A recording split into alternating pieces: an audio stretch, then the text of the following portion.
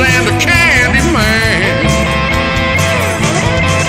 Like a freight train rolling, bringing truth bombs down the line. Promoting the Southland 1 week at a time.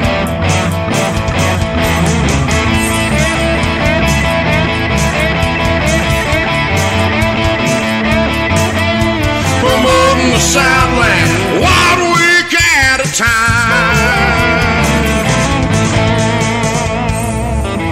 SCV Chat starts now.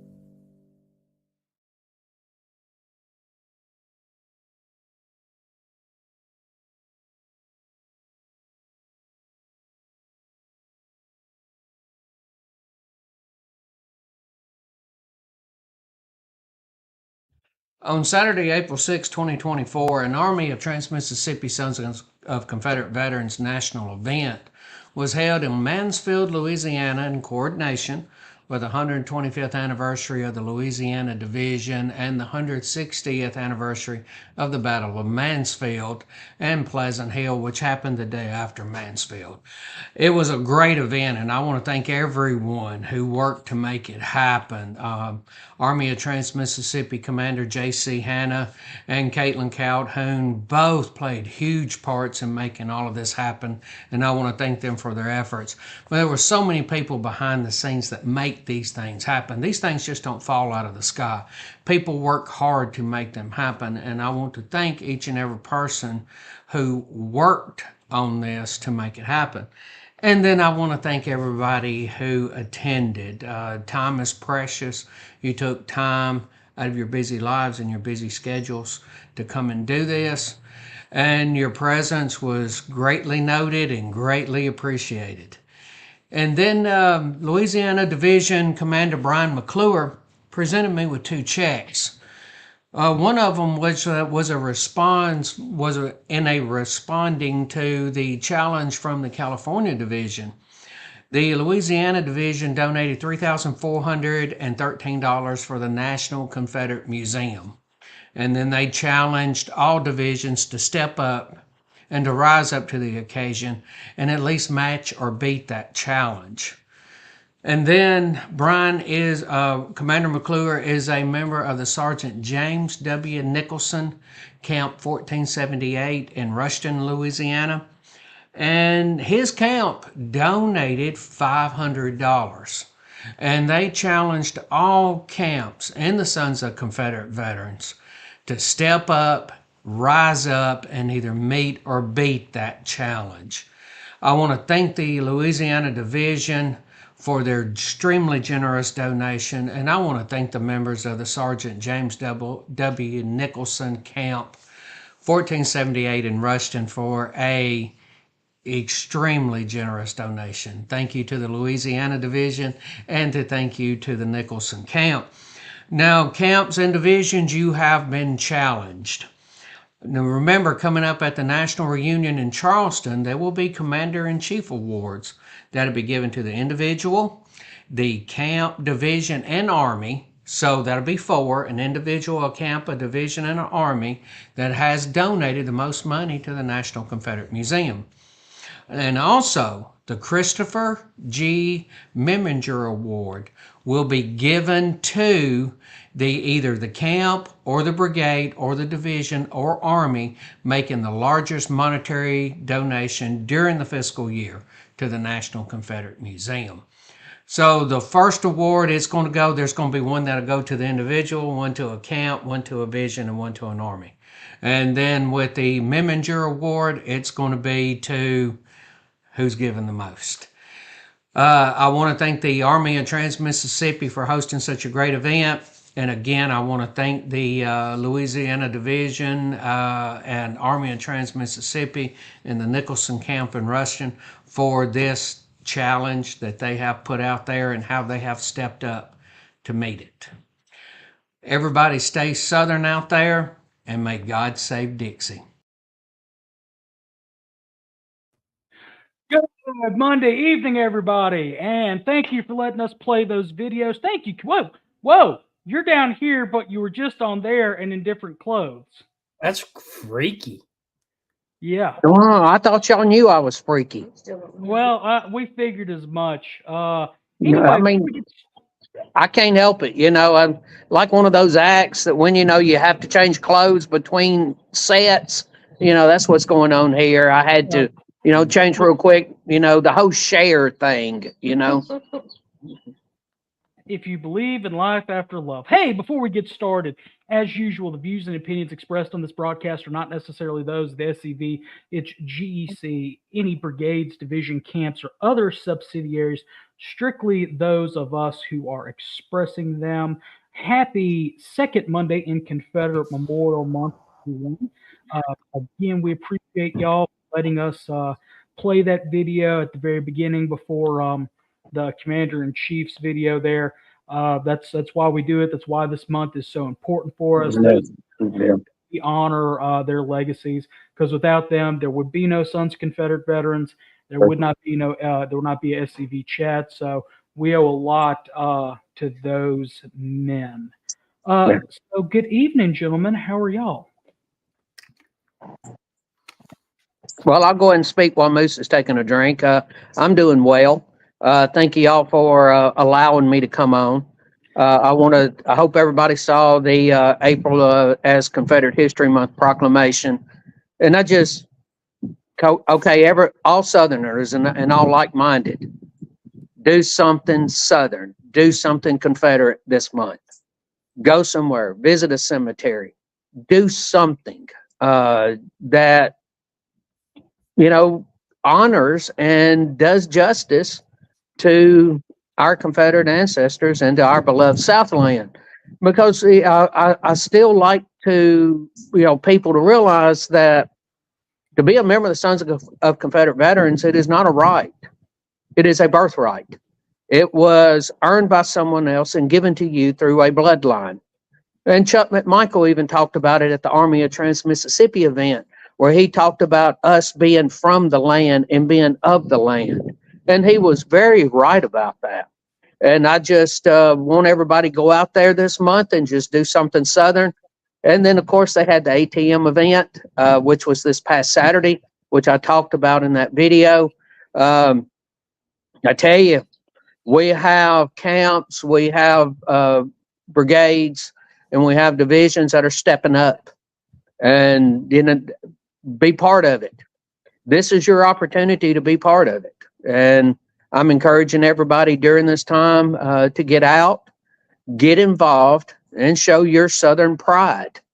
Be happy to be a Confederate because you have the bloodline, the blood going through you, and the bloodline of the people, the men, the women who placed themselves between an invading army and their homes and were prepared to pay the final cost.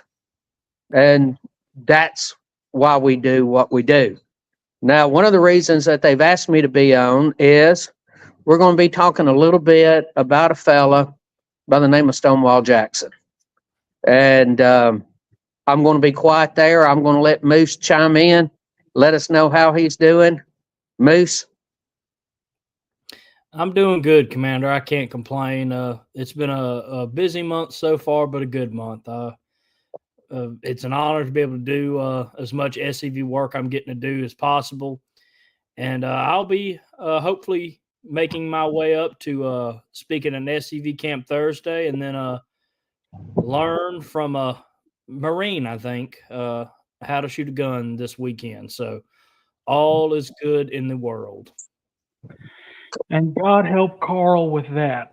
And speaking of everything that we do with the Sons of Confederate Veterans, back in beginning of March into February, we asked for you, our viewers, to submit pictures of your ancestors for an upcoming documentary that is still in production. As y'all saw at the beginning of this show, we did make a small, short little video featuring some of those pictures. Don't worry, if you didn't see your ancestor in there, he will be featured in the full feature length. But we are also implementing something new this week. Something, as long as we've got pictures of veterans, we'll be putting the pictures of the veterans up.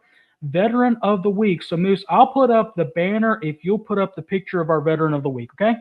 All right. Wait. Let me get into position. I'm waiting. All right, I'm ready. All right, 3, 2, 1. So our Veteran of the Week this week is Brevet Captain John F. Gallagher of Company F, Ashby's 2nd Tennessee Cavalry. He is the ancestor of David Pope. David is a longtime contributor here on chat, often commenting on. He also has his show on the Douglas Southall Freeman Group, and he's a member of our Patreon. So, David, we're honoring your ancestor this week. We'll pick another one next week, but this is our inaugural ancestor of the week. So what we'll do is when we remove his picture from the center of the screen, he'll be in the upper right-hand corner for the rest of the episode. Yeah. So, yeah.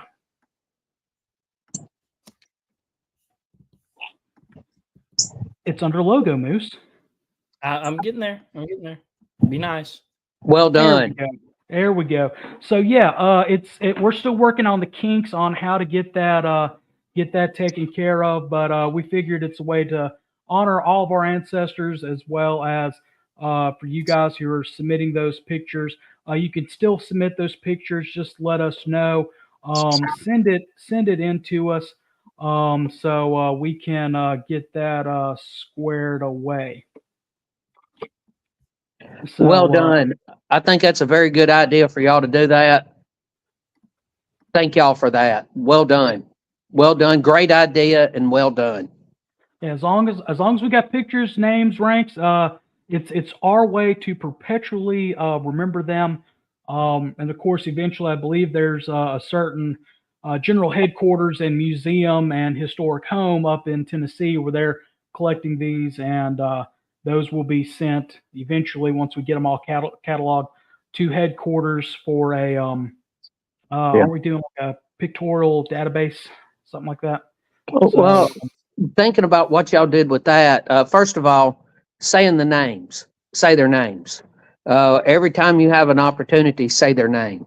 And this is an opportunity to say their name. What I'm saying and what I'm thinking now, based off the video that y'all showed at the beginning, why can't we put that on a permanent loop playing in the museum back there where we have our wall of heroes? Why can't we put up a TV and just let this play through? And I think it's a brilliant idea, y'all doing this. So this is just continuing that. You know, if we do it, we can't just halfway do it. This is just something you can't halfway do. You just can't halfway do it. Well, you're right. You have to be fully invested and you have to go all in. If you're not going to be fully invested and all in, why go? If you're not going to show up to the dance, why show up? Oh, goodness gracious. We love you, Jason. We love you to death. Don't worry. I catch grief off of that every time I go in. So anyway, there's also something else that Moose has started that I'm going to let him talk about as far as the advancement of chat. All right. So as always, I look for ways to advance us on many platforms as I can to get SCV Chat out there, our message out there. And I had a couple people talk about how they love listening to us on the road and they love being able to listen to us as often as they can. So the new thing I've done, and you kind of got a sneak peek of this if you've went to our website, scvchat.com, or Patreon. We did it on Patreon first. It's always going to be on Patreon first. But we are on podcast platforms now. So if you want to watch the main Monday show, now we'll need a bit of help if we want to get Commander's comments, look around, and any other shows we add on later. We'll need a bit more help for that. It takes a bit of money to do more than one show. But our main show, SCV Chat, our flagship Monday show, will be on Spreaker, Apple Podcasts soon. We're working on it. Spotify, iHeartRadio, Amazon Music and Audible, and so many other platforms. So now you have us in a podcast version. If for some reason you just want to listen to me and Connor's voice, you can now download us and listen to us. So it's something I've been wanting to do for a while. We have the first 3 episodes of season 5 up on the podcast now. Of course, that is our SCV Chat premiere, season 5, where Commander-in-Chief Jason Boshears comes on. And, of course, our National Public Affairs Officer, Ed Phillips, comes on and gives an update. Our second episode, celebrating Lee Jackson. And our third episode, Jackson 200, the start of celebrating Jackson's 200th birthday, which we hope to be doing all year long, and we hope you join us. Continuing tonight. So we did get that all situated. You can go to scvchat.com, go over to episodes, scroll down, you'll see podcasts, and you'll see our most 5 recent episodes. Now you can go to any of the podcast platforms I said, and also find hopefully all of season 5 soon. We'll get through seasons 1 through 4 at some point, maybe. Yeah, that's like 100 or so episodes that we would have to upload, and that takes some time to do that. So definitely 3 hours to the ones we have now. So Yeah, so that's roughly an hour a piece. But it's a way for us to continue to share our message out. It'll be the equivalent of the audio version of what this show is. Like Moose said, it'll be on iHeartRadio, Spotify, Amazon Music, Audible. Soon to be on Apple Podcast. We've got a little bit of some loops to jump through there, and pretty much anywhere else you listen to podcast, including and we're not going to try to announce it or pronunciate it, but the number one streaming for podcast in India, whatever it's called. So if you're a fan from India, we've got you covered. So yeah. But as Moose said, that's just for the flagship program, SCV Chat. If you want look around or Commander's comments, it cost us, I think, like $50 or something like that a month. $50 a month to do more than one show at a time. Yes. Right. So the way that you can help that is by joining our Patreon. Patreon campaign is live. It's patreon.com/SCV_chat. Go to the chat page. You'll see the links out there for it. It's a way for you to be able to back and support the show.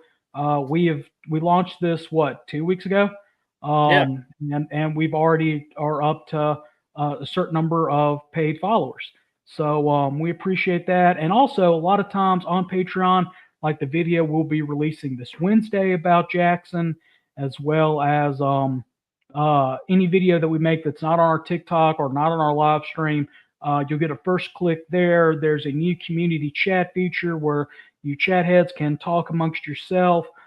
We have a personal blog. I did one about is the South having an identity crisis, or are Southerners having an identity crisis? That's posted on there, as well as other various updates about the show. So that's your first stop news, at least for SCV Chat. Don't leave right now. After the stream, go and do it. But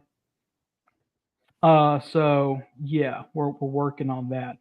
And I think that is all the rat killing before we dive into the topic. Ooh. So to talk about tonight, I'm going to throw up a graphic that's probably going to tick a lot of people off, because it ticked me off when I was beginning to when I saw this and we decided to do this episode. I can't remember if it was Monuments Across Dixie or the Facebook page called Confederate Veteran out there, but they posted a graphic of what looked like a medal given out at a dedication to a monument to Stonewall Jackson. And of course, our detractors were on there commenting their normal stuff. Luckily, I was using that as a way to preemptively ban them from our page. But as I was going through and reading these comments, I was getting more and more angry. So I want to throw some of the comments about what the tolerant left, what they say about Jackson as well as our Confederate ancestors. So one of them called him a pathological murder. One said, too bad he was on the wrong side of history. Another one another prominent one was he lost right. And still people claim that he was a great military leader. One person said they're not monuments, they're participation trophies for losers. Somebody referred to Jackson as a Nazi with a beard. I don't know about you guys, but I like my war heroes winners. One of them referred to Jackson as a gay icon. Another one says heroes don't take up arms against their colleagues. One guy said, yeah, he was brilliant. He did not have good sense. And this is in sarcasm, by the way. Yeah, he was brilliant. He didn't have any good sense to ride past his own sentry guard in the dark. I guess the only thing stone about him was found between his ears. One really tolerant person said, I hope his clothes are fireproof. It's hot down there. So yeah, that's just sort of the stuff that our detractors, and of course we know that's what our detractors are saying about our ancestors. But really the hate and ignorance given by those people, because it's something that they will never understand, because it's something that they don't have. a vast majority of them. They don't understand our love for our Confederate ancestors, our love for our Confederate heroes, because they don't have that flowing through their blood. Those are the type of people that we will never be able to reach, no matter how hard we try. But at the end of the day, we still have a duty and an honor, or duty of honor to our ancestors, to the men like Jackson, that's laid out in the charge. And one of the key points in there is, to your strength will be given the defense of the Confederate soldier's good name. So tonight, that's what we're going to do. We're going to sit here and we're going to defend Thomas Jonathan Stonewall Jackson. And we're going to talk more about his life instead of his military career, who the man was, what he believed, things like that. His just the like we put in the promotional image for tonight. And Moose's internet just crashed, but he'll try to get on back on. But the devout Christian soldier and the advocate for what Southerners really believed in. So, J-Bo, while Moose is off, I'm going to let you go ahead and talk just a little bit while I check the comments, okay? Sure. When I was on last week, we had a conversation after it ended, and we were talking, and they said they were going to do a thing on defending Jackson. And we've all studied Jackson. We know that his life does not need any defense, but the way things are in the world right now, we have to defend right. We have to defend good. We have to defend God. We have to defend honor. We have to defend duty. That's what Jackson was made of. And I use both of those. Yes, he was made of that. He is no longer on this earth. But his legacy still lives on today. The things that he stood for, the things that made him him. When they were telling me about some of the things that had been said against him, the man himself, well, let's go ahead and let me phrase things this way. We have a thing that I've been heard sometime now is, who's your Mount Rushmore? Who's the guys that you would put up there? Well, Lee is one. This is mine. I'm talking about mine. Lee is one. Jackson is one. Claiborne is one. And Forrest is one. Those are my four. Those are my four Mount Rushmores. You've heard me talk about Claiborne before. Claiborne was my guy before I realized all of the rest of them. And if you've heard me give that talk, you know why. It was a very personal thing for me and my family. Living real close to where he was, 4 miles from where he was interred after the Battle of Franklin.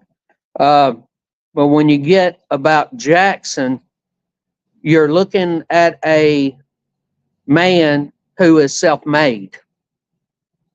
He lost both of his parents at a very young age. He is a man that was not born with a young man that was not born with a silver spoon in his mouth. He made himself. And I realized that having to deal with some of the people that we have to deal with now,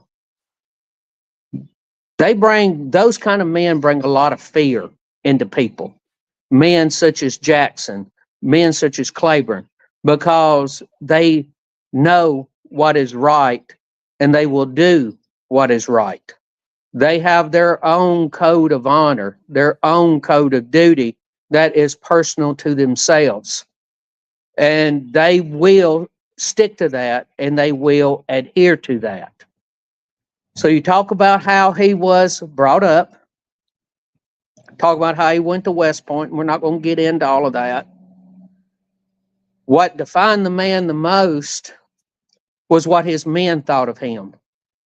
He earned that nickname Stonewall, and I don't think he was against himself being called that, but he said, it belonged to the men, because he knew the men and the men knew him, and the men fought for him. Yes, they were fighting for their hearth and home, but as we have heard so many veterans say, that when they are in the trenches and they are in there fighting, they're fighting for the man that's on the right and the man that's on their left. And these men responded to him. How he spent his last few days on this earth talks about the true character of the man. Because at a time when he was wounded, he was concerned with Lee, and he corresponded with Lee. He was concerned about the battle that was still going on, and he was devising strategies. And we heard Lee, we didn't hear him say it, but we've all read the thing about Lee where Lee said that it was Jackson's tactics that won them Chancellorsville. And so you knew that the man knew what he was doing and what he was capable of. And the way his men fought, the way they responded to him, where they earned many monikers. Yes, they were called the Stonewall Brigade, but they were also called Foot Cavalry, and how they responded to him when they needed to have these marches. And a lot of people would have a tendency to call them forced marches. Well, reading his men, what his men wrote, they were not forced marches, they were necessary marches. And these men knew they needed to do what Jackson needed done, and they responded to him, not because they were forced to, because it was their sense of duty and honor to their family, their country, and to him. And they earned these monikers. And they had all of these weird marches and these necessary marches because his men responded to him. He was in no way a dictator. He was in no way a crude and rude man. After he got grievously wounded, corresponding with Lee, talking to his men about what was going on the battlefield, and always that sense of duty to God. That's when I think of Jackson, I think of a Christian, godly man. The first time that I read something about him, and there was something he was quoted as saying, I wasn't there at the time, so I can't say that he said it, but he was quoted as saying that he was as comfortable on the battlefield as he was on his own bed, was in his own bed, because knew his life was right with God, and God would call him home when God was ready for him. And it was not within him to question God's will.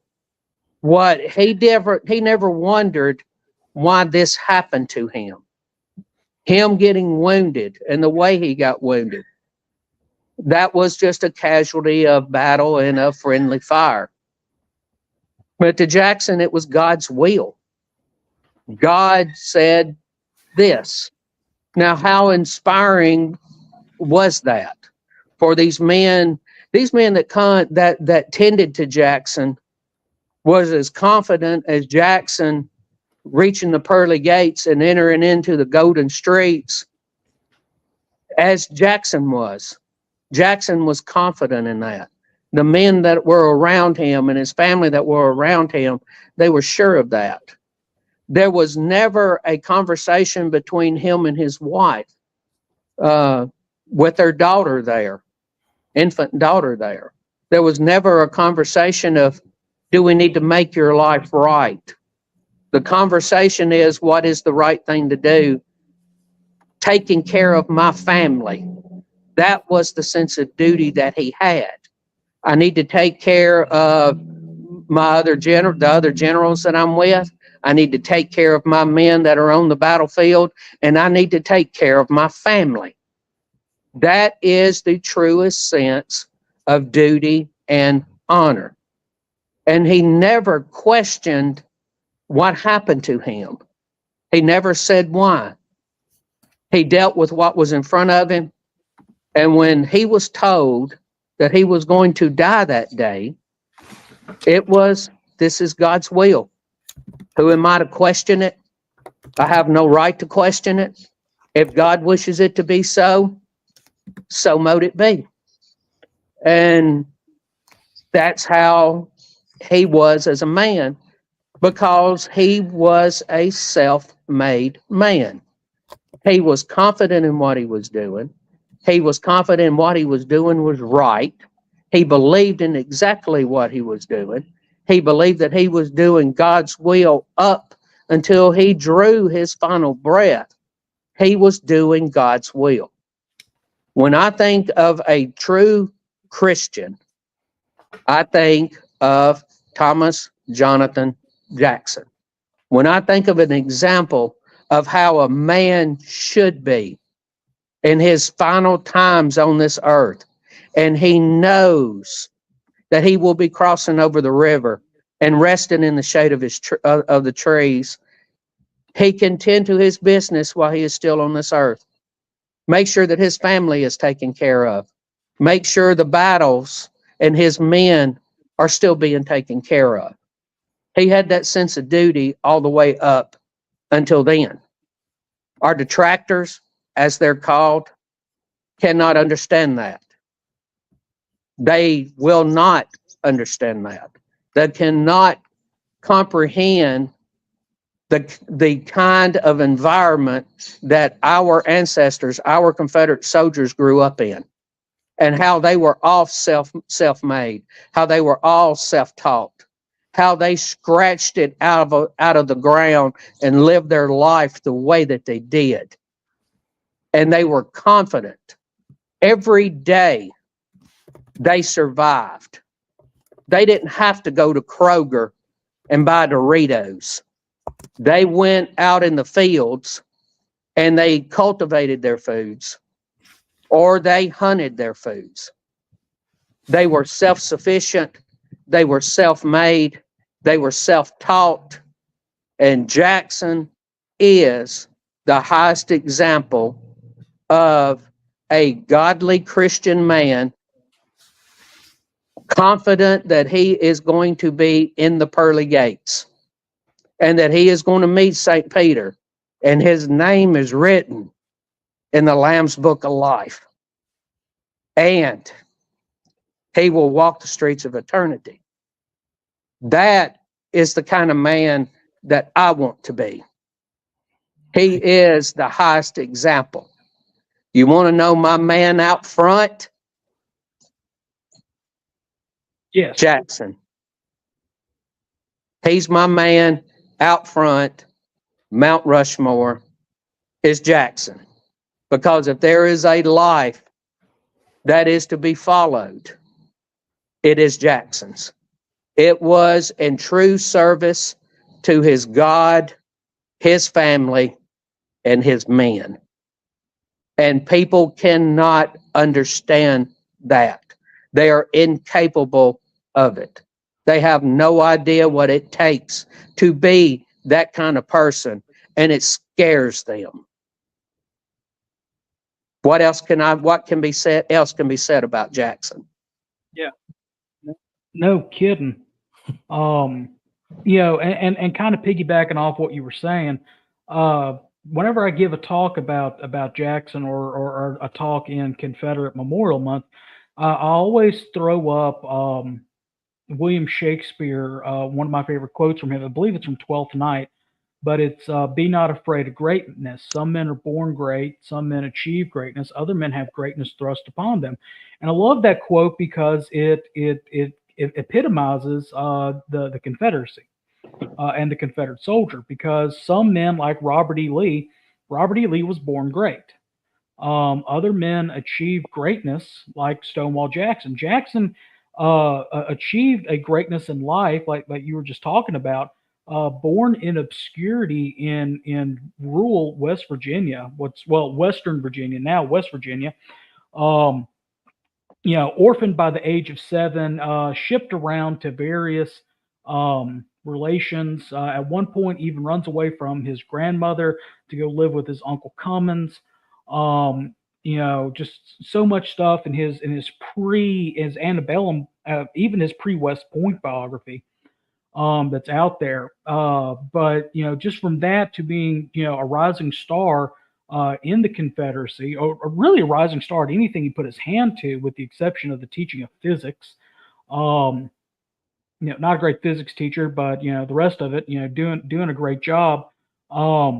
He achieved greatness in his life, and in the blog post that I wrote about Jackson, about this, I pretty much said that, and I believe this to my heart's extent, is that Jackson is the American version of Achilles.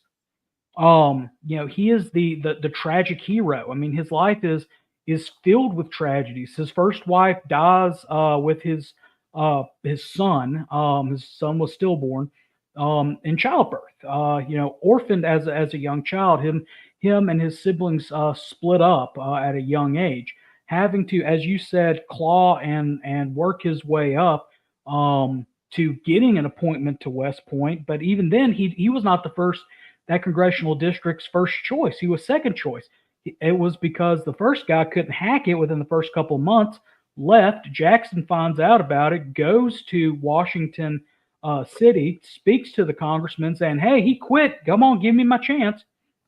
And then goes and Bud Johnson, who was the best biographer of Jackson, I'll bring up a quote from him here in a minute, said that if you look at his transcripts, his first 2 years, he's trying to play catch up because Jackson was self-educated, because in the rural part of Virginia where he grew up in, his education was not as great as in some other areas of the South, to the point where he literally had to, when he learned how to read, make deals with some of his uncle's slaves to get pine knots to teach them how to read, which, by the way, was against Virginia's laws. And I'll talk more about Jackson's race relations here in a bit.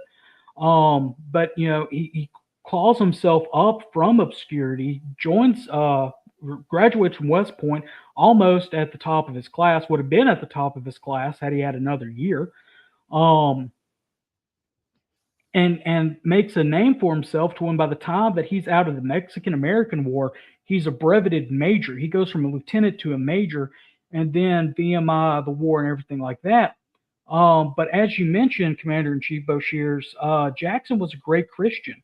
And let me see if I can pull up these graphics that I prepared.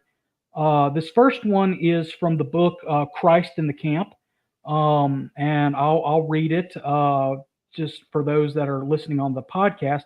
Jackson thus acquired a wonderful influence over the African-American community of that whole region, and to this day, his memory is warmly cherished by them.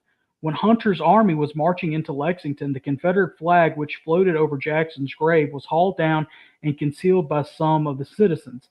A lady who stole into the cemetery one morning while the Federal army was occupying the town, bearing fresh flowers with which to decorate the hero's grave, was surprised to find a miniature Confederate flag planted on the grave with a verse of a familiar hymn pinned to it.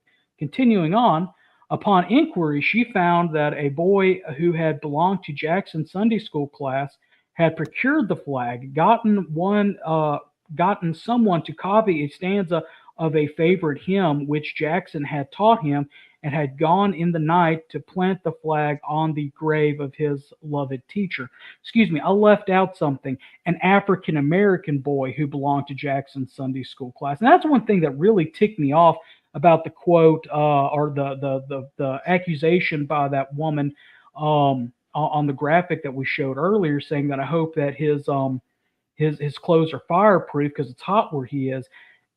Jackson, and I'll pull up the next one. Actually, I'll go ahead and pull this up. Bud Robertson, who was the main Jackson biographer, at least my favorite biography, said, in Jackson's mind, slaves were children of God placed in subordinate situations for reasons only the Creator could explain. Helping them was a missionary effort for Jackson. Their souls had to be saved. Although Jackson could not alter the social status of slaves, He could and did display Christian decency to those whose lot it was to be in bondage. He was empathetically the black man's friend. That was again from Dr. James Robertson, who's passed. He was a professor at Virginia Tech. And that's one thing that people don't understand about Jackson, or at least our detractors ignore that when talking about him. Yeah, they talk about his service to the Confederacy, but they leave out his service to mankind, his service to humanity, especially reaching over to the African American race in that time. I mentioned in Jackson's childhood, Jackson taught his uncle's slaves how to read. That was against the law in Virginia.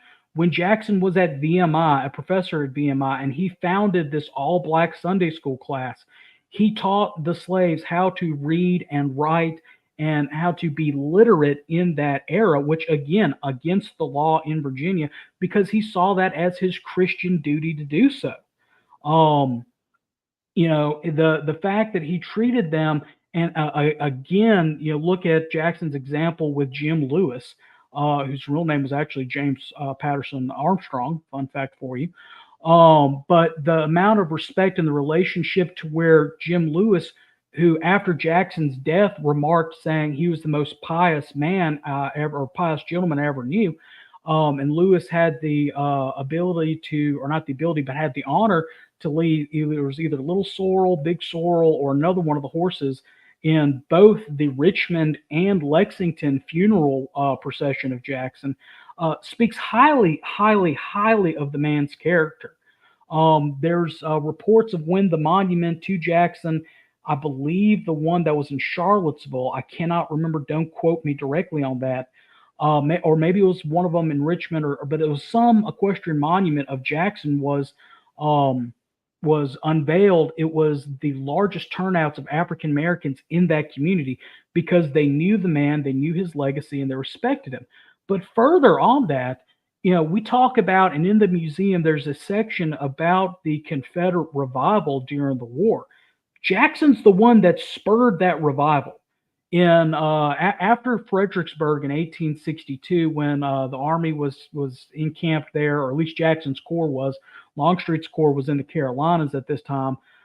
Jackson took, I believe it was $200 of seed money out of his own personal funds and one of his horses, and gave it to Reverend Tucker Lacey, who was Jackson's personal chaplain, and had Lacey go out and get pastors of the various denominations of the Army, and would go and essentially start a chaplain's corps for the Second Corps of the Army, Northern Virginia, coming on and having sermons and things like that, religious services for the troops. And there are many accounts, because I've read some of them, of when young soldiers on a Sunday going through camp would pass where Jackson was praying, because Jackson not only attended the Presbyterian services, he attended the Methodist services, he attended the Baptist service, he attended the different services of his troops, A, to lead by moral example, and B, to pray with the men there.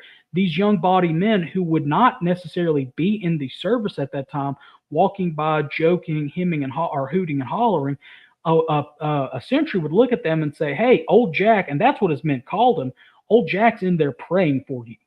And these guys would immediately either join the service or they would continue on their way, but with a hushed reverence. And to sum up Jackson's life, I think the best way to do it, or at least his impacts, is out of St. John's Gospel, chapter 15, verse 13. "Greater love hath no man than this, than a man lay down his life for his friends." That also, is I've heard it referred to as the soldier's verse. But Jackson was the Christian soldier. He was the epitome of what the South fought for and what many of the South believed at the time. And that summarizes Jackson's life to me.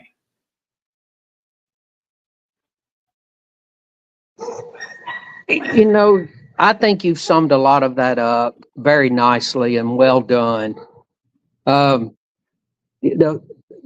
Once you study the man, and you study the character of the man. I'm not talking about his battlefield strategies and everything else.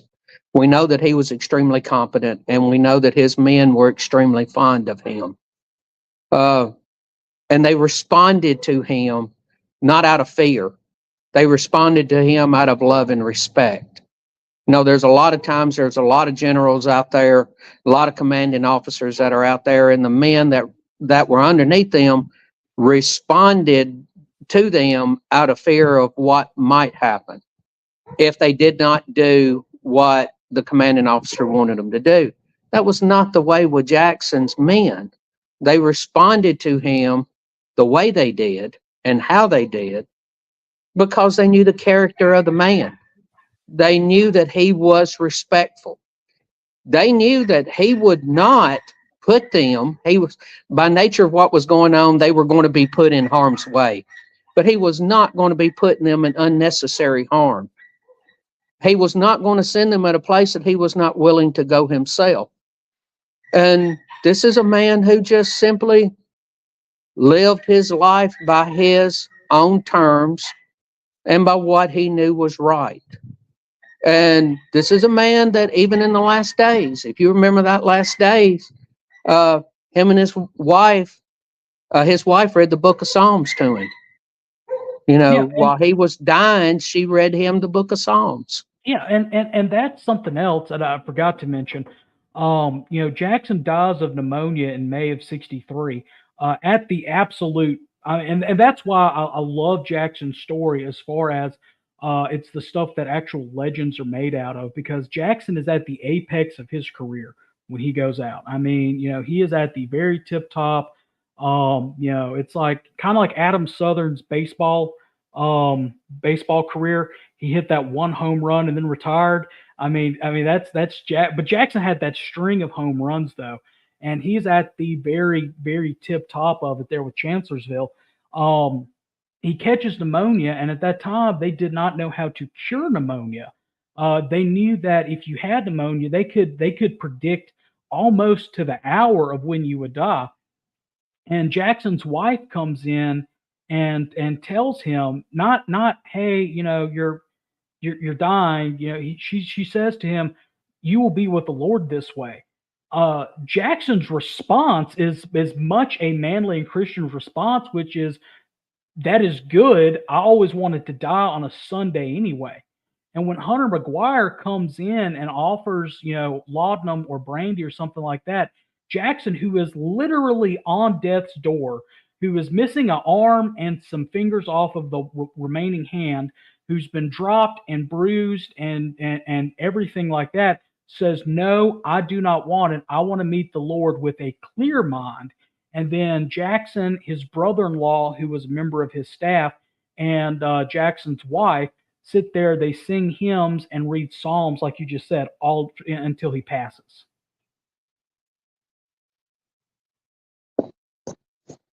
Very humbling. Very humbling. That's a man who has composure. That is a man that does not have self-doubt. That is a man confident of who he is, where his salvation is. There is a particular Confederate soldier that I've read his book. It's Randolph H. McKim. His book, Leaves of a Confederate Soldier. He was a second lieutenant under Jackson. This was a 18-year-old young man in 1860 when the drums of war were beginning to sound, and he was going into the ministry. And he, like so many young men at that time, felt the need to serve their country and place themselves, like I've said many times, between an invading army and their homes. And he laid down the Bible and he picked up the musket and he went and served 2 years as an infantryman under Jackson, and like I said, was his second lieutenant. Now Jackson passes before Randolph H. McKim does one of the most humbling things, and that was, you talk about in service to the man, and I'm sure Jackson was the man he was emulating and the man that he wanted to follow, because he asked at a time, he was just a 21-year-old man that had been fighting for 2 years and, you know, was a veteran. And when they needed every musket, he asked if he could lay down the musket and pick up the Bible and tend to the men for the remainder of the war. And they allowed him to do it. Now, how much of that is an influence to Jackson? Even though Jackson was not there at this time, he had already crossed over the river. But his influence and the kind of man that Jackson was influenced the decisions of all these commanding officers that let a veteran of the war lay down a musket when y'all know they needed. Y'all know what the Confederate Army was like in latter part of 63 and 64. You know they needed every able-bodied man that they needed, but even the commanding officers knew that the men needed God first. How much of that was Jackson and the influence of Jackson that was living past his death? And Randolph H. McKim spent the remainder of the war administering to the men. Every time they were on a march, he said men were coming up to him seeking salvation, and he was talking to them. Every night that they were in camp, every time they were in camp, he preached. This wasn't a Sunday morning, Sunday night, Wednesday night, midweek Bible study deal. This was every night. And how much of that was Jackson? And, you know, how much of that was still his influence after he was gone? They needed every able-bodied musket that they could get. And they allowed a man very capable of holding the line, filling the gap, lay down his musket and pick up his Bible and tend to the men and their religious salvation. When you come into the National Confederate Museum, there is a huge talk about the Christian revival that happened. And I can tell you right now, I've driven all across the Southland over the last 8 years, 10 years. I've driven a lot across it. And there's so many of these country churches that I see. And when I drive past them, first thing goes through my mind, a Confederate soldier come home from the war and started that church. And in many cases, that is true. And how many of those that are dotted throughout Virginia and West Virginia were Jackson's men? He saved a lot of men. He saved their souls. Is there any greater gift than to save the man beside you and to save the men that are under you? How influential was Jackson past his death? Here we are 161 years nearly past his death, and we still see the religious impact of Jackson and the Confederate soldier. And anybody who says that Jackson needed a flame retardant suit knows nothing about the man. And almost every argument that they could ever come up with is going to be immediately dispensed by anybody with just a general knowledge of the man. You got anything?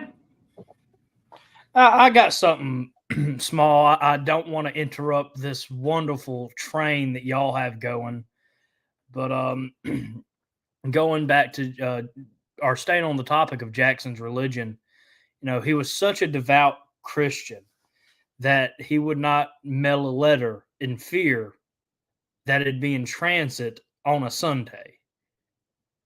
He wanted to honor the Sabbath. And even though, of course, great general, great soldier, he fought in many battles, he always made sure his men had one day of rest for worship.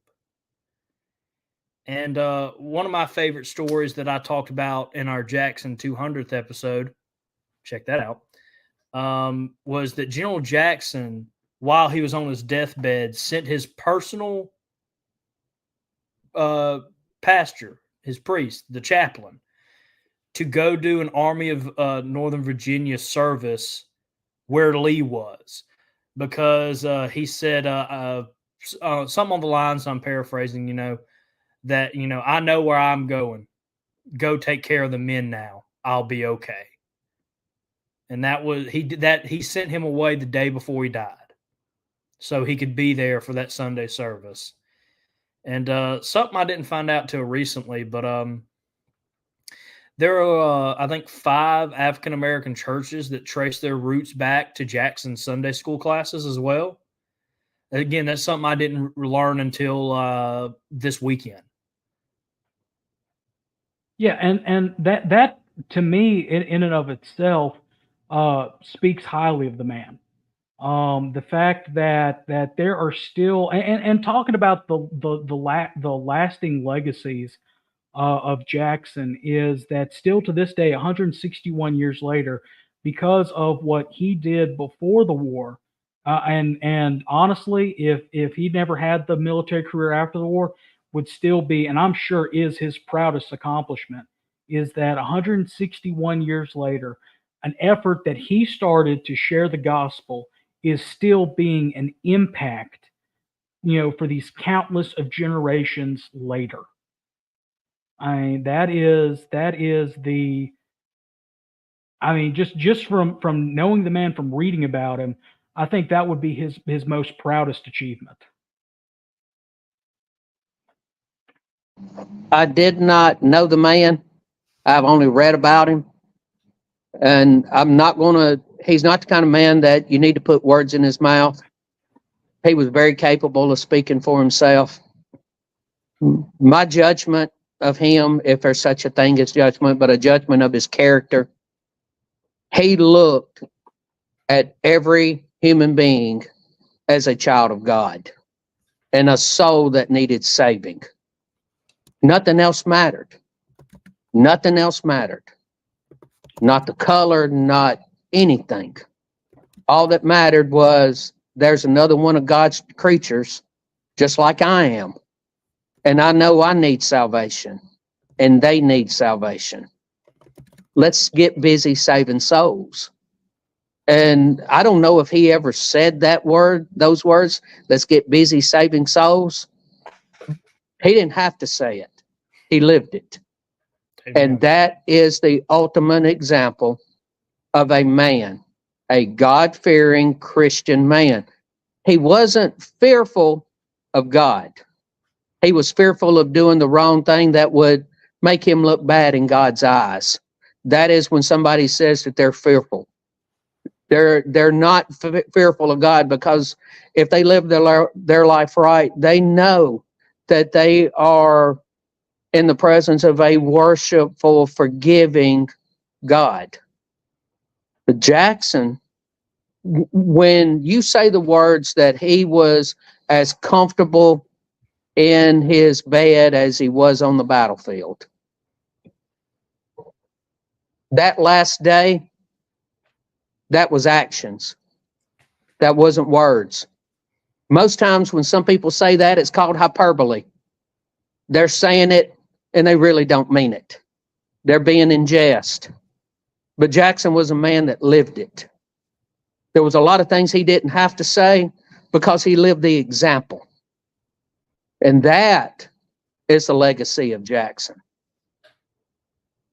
What's the name of one of your aide-de-camps? Thomas Jonathan Stonewall, and I'll let you finish the last name if you want to. Jackson McCaskill. Yes. Had to mention Jackson there. Yes. He's a good kid. And he really is. Second best aide de camp. Anyway, did you ask if he's the best aide de camp? Second, he's your second best aide de camp. I wonder who the first one is. it's definitely not the one that turned down the job. Boy, right, he did. He sure did. Yeah. But by accident. All right, back to Jackson. had y'all ever heard of that deal about who's your Mount Rushmore? Mm-hmm. Yeah, and until I started studying Jackson, and I realized the character he was, I'm gonna say my guy that was out front during, and I'm talking about the Confederate time. I'm not talking about the founding fathers. But if I were to take from the founding fathers up until now, you know, you have to put in Washington, you have to put in Jefferson, and I've still got to put in Jackson. Yeah. I mean, he was just that man that covered all times. And he has, okay, we know why the detractors are out there. And some of the things that they say, at some point in time, you just have to automatically dismiss them because they're a pest dispenser. That's all they are. They're just parroting and just spitting out stuff that everybody else has said.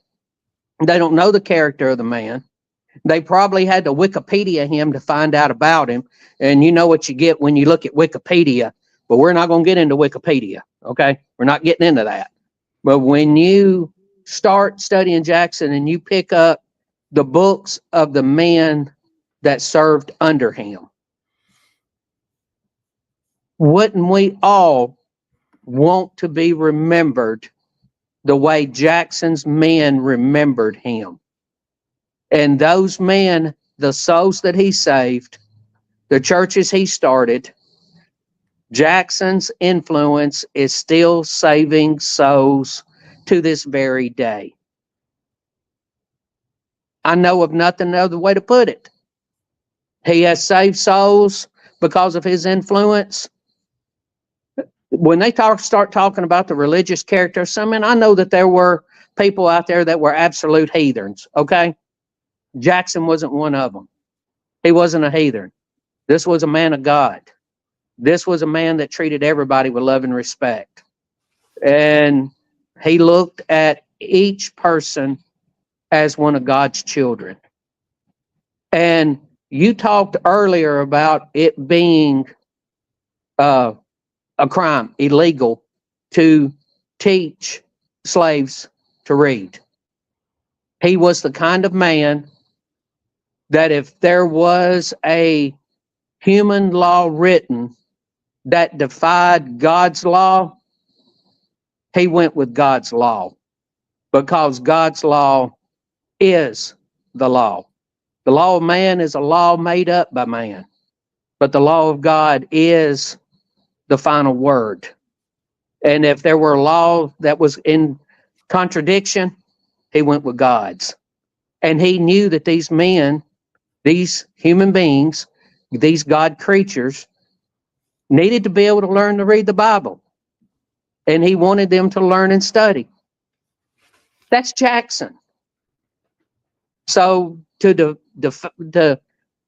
say the things they did about him, I know that we want to sit there and we want to respond to them, but some of the comments are beyond responding because they are ill-formed, crude, and I don't think that they would have served right in Jackson's army.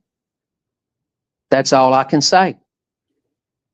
And to get off on what those people were talking about, you know, and kind of what I mentioned earlier, but I'll mention it again. And I wrote about it in our blog post on Patreon. You know, I'm gonna be frank here. Actually, no, I'm not gonna be frank. I'm gonna keep my shirt on. Thank you. I was waiting on that punchline. But at first, when I read it and I read comments like that, yeah, it pisses me off. But that eventually that anger begins to get morphed into, you know, it fires me up for dedication to the SCV. But eventually, while I keep that fire lit in me for the SCV, I pity those people. Those people who do not have a heritage that they can be proud of like we do, that do not have heroes that we can be proud of like Stonewall Jackson, who do not have the what we share in the SCV and the UDC and everything like that, who don't have or understand the love that we have for men that we never even knew. And I also pity them because they'll never experience the camaraderie that we're having right now. you know, and that's sad, and that their lives are so meaningless that they have to, again, my views and opinions, that their lives are so meaningless that they have to go and hunt down a post about a great man and then spew their hate and ignorance about somebody who they never knew and never would understand in a month of Sundays because they don't want to understand him. It goes against what they've been taught and what they've been force fed by the education system, and it's pathetic. It's absolutely pathetic what their lives are, and I pity them. I pity him too, because history and God has blessed us with some great men that he has influenced. And he has given us these people to learn about him from, like Jackson, a great Christian man, and to just learn how to be a good leader. And they're wiping out a whole section of the history. Now they're trying to wipe out all history. From the beginning of America to now does not matter to them. And I pity them because they can learn so much from these men. They can become better people. I know every time we talk about Jackson, you know, not only do I feel a fire to the cause, to my heritage, to defend my history of my ancestors, no matter the cost, I feel more of a love to go home and spend as much time with my Heavenly Father as I can, to try to get a better relationship. I honestly do pity them, because I wish they could get that from a moment like this. I wish they could look up and be like, that's someone I can model myself after and become a better man and a better Christian. Because at the end of the day, it doesn't matter what you do on this earth, as long as you know God. And that sums up Jackson's life. Yeah.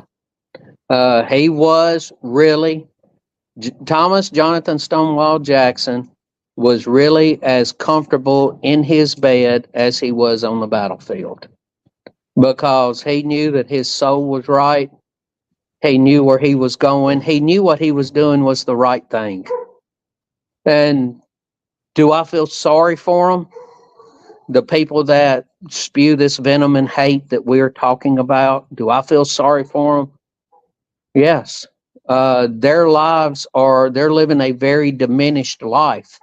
They're not living a full life. Jackson would have tried to save their souls. Mm-hmm. And that's the kind of man that he was. And that's what they don't understand about him. That's what a lot of people don't understand about the people from this time to begin with. All of these people, both men and women, were descendants of survivors. They knew how to cut it out from nothing, and they knew how to make it happen, and they knew what was important in life. What kind of love and respect are people who spew such venom capable of? Is there ever a quote that somebody has said that Jackson himself said, to where he ever talked bad about somebody else? I have not read one. He never he might be criticizing somebody bad or how they did this or that, but as far as being critical and to slander, for lack of a better term, and there are better terms out there, but in my mind right now, he never slandered another individual, because he knew God didn't like that. He knew God wanted us to lift up each other. And Right. when you have that much hate and that much venom, how can you love and respect another human being? The only thing that I could think of, and even then, it was done in a professional setting, was the dispute he had with Richard Garnett prior to his death, Jackson's death. But again, that was in a professional setting. But it wasn't like, it was because Garnett wasn't following his orders to the extent that Jackson expected.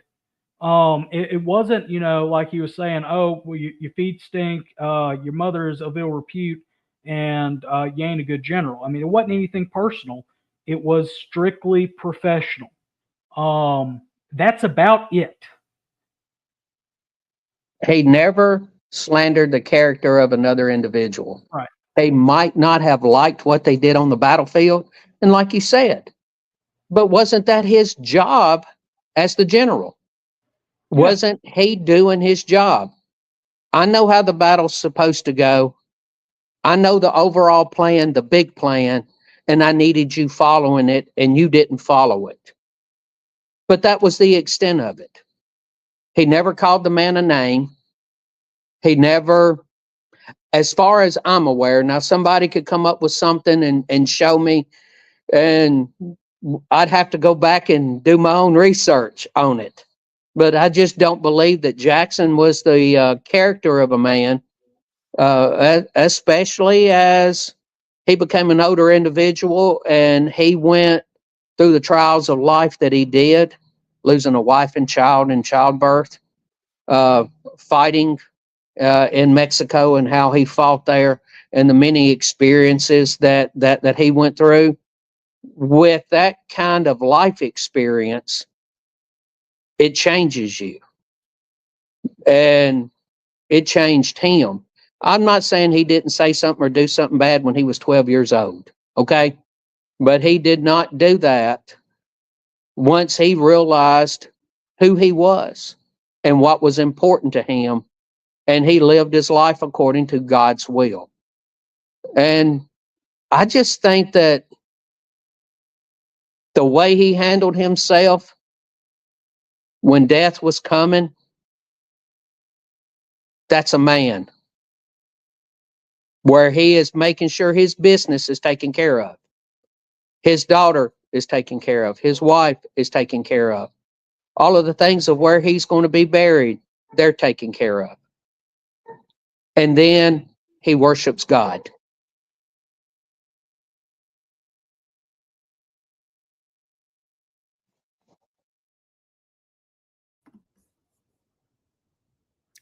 I don't know if we can get any better than this, guys.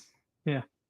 To answer Randy Rhodes, it's because we were invaded. And there's a quote from Jackson. Randy said, with the strength in his beliefs in gods, it's almost impossible to understand how these men could go into combat and kill Union soldiers. I understand the need to protect the southern states and people, but to kill and then go to prayer is hard to imagine. The Bible even says it, for all have sinned and fallen short of the glory of God. We are human, we are flawed. There's only one man that walked this earth that was perfect and did anything perfect. Jackson even said, when, what will we do? We've been invaded. What will we do? Jackson's response was, kill them all. Yes. And Jackson believed that his army was the army of the living God, that it was fighting for a just cause, that they were doing God's will on earth, and if it was God's will, he would be with the army and bring them final victory, and if not, it would not happen. That's how it happened, was the fact that, Jeff Davis said it best. All we ask is to be left alone. And had we been left alone, had the states been allowed to determine their own destiny, just like it was in 1776, it wouldn't have happened. Had we just been left alone, and Sumter would have never happened, the war wouldn't have happened. There we are. There's a reason why it's called the War of Northern Aggression. Anyway, I think we've wrapped. Go ahead. I want to say this in response to that. Randolph H. McKim, who I mentioned earlier, was a second lieutenant under Jackson, laid down the musket, picked up the Bible, tended to the men for the last 2 years of the war, the remainder of the war. He had this to say in a speech that he gave 48 years after the war. As for myself, I can only repeat what I have said elsewhere on a previous occasion. If ever men were heroes, these were the men. What hardships did they not uncomplainingly endure on the march and in the bivouac and in the trenches? And if it can be said of men, dulce et decorum post macere amore, which is Latin for it is sweet and fitting to die for one's land. If it can be said of men, it is sweet and fitting to die for one's land. These were the men. Rusted and ragged were their uniforms, but bright and shiny were their muskets and their bayonets, and they moved like the very whirlwind of war.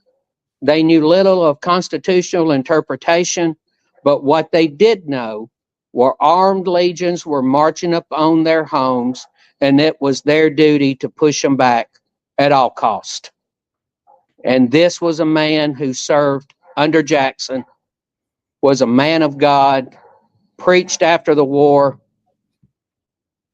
Tell me that's not Jackson's influence. Because part of that, in that speech, was who can forget Jackson's men and their weird marches in the Valley Campaign? You know, people like to say, how could they do that? How would you be if they invaded you? Jackson is also quoted as saying, before the war started, if war comes, let's pull the sword and throw away the scabbard. Because he knew God's will. And he knew the difference between right and wrong.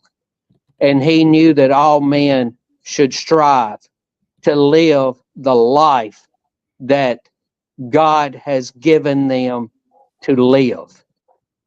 Plain and simple. Jason, I think you'll find this interesting. It's something that I forgot about until just a moment ago. You were talking about the different, and it's a comment that we've starred from Carl. Let me find it. Boom. We have Southern Christians today who are Christians because of Jackson's influence, and they've never heard his name. It's similar to James Webb reminding us that your worldview is formed about 250 years before you're born. It becomes a part of our culture. So with it being Confederate Heritage Month, and I often talk about my ancestor, Captain Nathan W. Slay, who this time 162 years ago was laying in a field hospital outside of Shiloh, Tennessee, with a bullet in his face. He had 7 brothers that all served in the Confederate Army. One of them was Corporal Cordon Slay, who was a member of the 16th Mississippi Infantry, Company C. He was a musician. The 16th was the only Mississippi regiment in Jackson's foot cavalry in the Valley Campaign of 1862. He was a member of the Hazelhurst Brass Band, and according to the after the war, and according to the family Bible, he helped found one of the churches that's still there to this day in Copiah County, Mississippi. So yeah, and so did his brother Alonzo, another one. Yeah. Jackson's life and the way he lived his life doesn't need defending, but it has to be defended in the modern society that we are in. Just remember this one simple thing.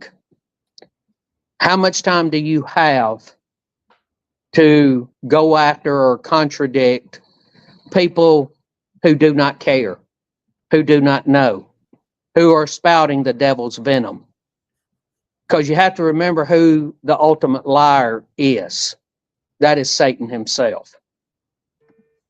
You can spend your time defending Jackson to heathens who will never understand the Southern way of life, the Southern soldier, and our Southern ways, or the Southland. Or you can get busy doing what you know is the right thing to do, as given to us by the examples of Lee and Jackson. You know where the fight needs to be made, but do we want to fight against heathens that are spewing the devil's venom? Or do we want to get busy doing what we should be doing by defending and honoring? What we're doing tonight is defending and honoring. That is the purpose of SCV Chat. When we talked about this so many years ago in Jacksonville, Florida, this is one of the things that we said that we were going to do, because this is living the charge. Anybody who listens to this will get to know the true character of the man, because we have given book, chapter, and verse. Literally. So, well, Mike. we appreciate everybody. Well, go ahead, Moose. Mic drop, but also going to plug the rest of the shows for this week. Do you have anything you want to add real quick, though, first? Oh, well, that's where I was going to head us to. So you go ahead and hit us there. All right. Make sure to share this episode out. Let's get a big, big presence on social media for General Jackson. This is an episode that's been needing to happen for a while. And just those poor souls that are very uneducated finally pushed us all to do it. So let's get this a big episode out there. And make sure you tune in to Commander's Comments this Thursday at 7 p.m. Confederate Standard Time, as we have our Chief of Heritage Operations, Mr. Ron Kennedy, and our Lieutenant Commander-in-Chief, Walter D. Donnie Kennedy, on to give you an update about what our National SCV is doing. You have something to say, Commander? Yes, sir. Unfortunately and fortunately, I will not be able to be on. I was, Commander's Comments is generally the first Thursday. But when Mr. Roy Hudson needed to come on because of some scheduling, and I completely understand that. However, Thursday night, I'm going to be speaking in South Carolina. And this coming weekend, I'll be at the South Carolina Division Reunion. That's the reason why I'm not going to be on Commander's Comments. One of the things that I will be talking to the Kennedy twins about is, if you will look at our awards manual, we have awards that have to be in April 15th. So there will be they'll be able to look on the awards manual and be able to see all of that. But that is one of the things I'm going to be asking them to remind everybody, because we are starting to prepare awards for our national reunion that is in Charleston. And I apologize to everybody for not being able to be on. It's just the way the mop flops, as an old boss I used to work for say. I'm not able to be there on Thursday night, but I am sure the Kennedy twins are very capable. Well, I can't wait for it. Thank you, Commander. We definitely understand scheduling conflicts happens, especially when you do a show year-round long like we do. Also, make sure to tune in this Tuesday for Look Around Florida, hosted by the Florida man himself, Sean McFall. Again, live at 7 p.m. Confederate Standard Time. And any other of our sister shows, what we call them? Yeah, whatever's in the family. If y'all didn't see Michael Hardy's episode last night with Josh Blankenship, that was a really good episode. We shared the live stream here on our page. Go back and give that a watch. That was really, really good episode that they did. David, comment if y'all are doing something Friday on the Douglas Southall Freeman. Also, everything that's going on with monuments across Dixie. Hey, if you are new to the channel, make sure that you are liking, whether it's YouTube channel or Facebook page, like and follow and subscribe and all that good stuff. If this is your first time hearing about the SCV and you're interested in joining or getting help with your genealogical research, go to scv.org. That is scv.org. We have camps or divisions in most states, all the way, including Europe, as well as our headquarters camp. If you're so interested, we also, if you do not have the genealogical backing, or it's getting a little tough to prove your genealogical requirements, or if you're a female and you want to help us out, join the Friends of the SCV today. You get a wonderful membership certificate, a lapel pin, a 1-year subscription to the Confederate Veteran Magazine. Again, it is open to men and women. It's $45 a year, I believe. Subsequent donations of $35 a year to continue your veteran subscription is required. Very, very, very good organization if you want to help us out. Again, friends are not members of the SCV and may not exercise any membership rights, including claiming to be members, but it's a way to support the cause if you cannot join with us. Also, if you are enjoying things that we are doing as far as supporting our truth, the true history of the South, make sure that you are helping the museum. Friends of the Museum is a great way to do that. Email Adam Southern for more information. We'll have a new email address soon that's strictly dedicated to that. We just haven't had a chance to set it up yet. Memberships are tax deductible. You get a e-newsletter. There are various membership levels that run from $25 to $1,000. All proceeds go to the museum. Also, we have the Friends of Elm Springs. Again, all memberships are tax deductible. The memberships run at the same levels. Proceeds go to the restoration of the beautiful home of Elm Springs in Columbia, Tennessee. You do not have to be a member of the SCV to join any of those groups.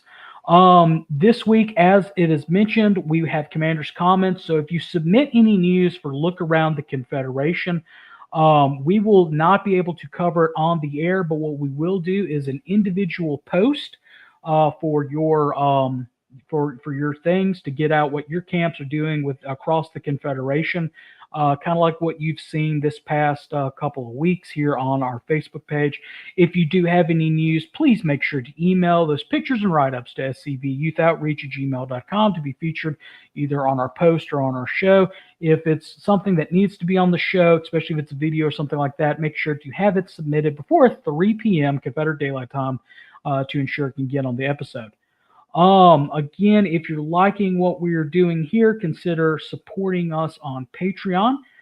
It's a way to keep us on the air. We'll have some information, any late breaking news that we put up, as far as previews, as well as behind the scenes tours of what Moose and I do before the episode or after the episode, goofy things like that. It'll help us. Plus, you're helping the National Museum out, as a portion of those proceeds will be going to the museum.